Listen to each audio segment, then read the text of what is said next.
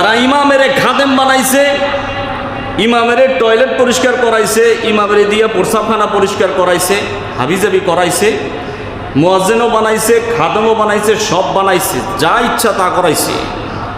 এদের নামাজ ওই ইমামের পিছনে, ওই লোকের পিছনে নামাজ এদের হবে না।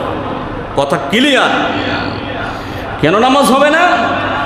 ইমামের জায়গাটা অনেক উঁচু লেভেলের, অনেক সম্মানিত একটা স্থান। পৃথিবীর শ্রেষ্ঠ জায়গা হচ্ছে ইমামের জায়গা। কথা বলেন। আর এটারে আমনে বানাইছেন লেট্রিন পরিষ্কার করা ইমামের। এই মূর্খগুলোর একটারও নামাজ হবে না।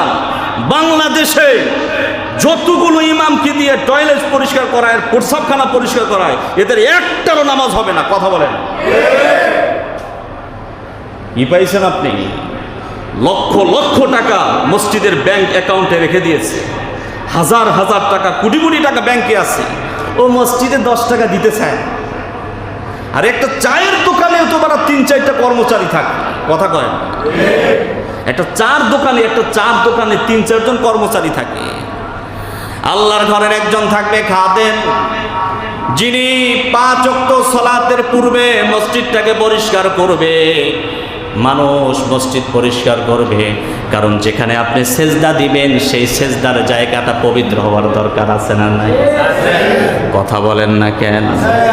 যেখানে আপনি সেজদা দিবেন আল্লাহর ঘর, সেই জায়গাটা পবিত্র হওয়ার দরকার আছে না নাই? সেই স্থানটা 5 ওয়াক্ত সালাতের পূর্বে যারা খাদেম থাকে তারা সুন্দরভাবে পরিষ্কার পরিচ্ছন্ন করবে। এরপরে মুয়াজ্জিন টাইম মতো আজান দিবে, আর ইমাম সাহেব চিন্তা করবে এলাকার মানুষগুলোকে কিভাবে আল্লাহর পথে আনা যায়।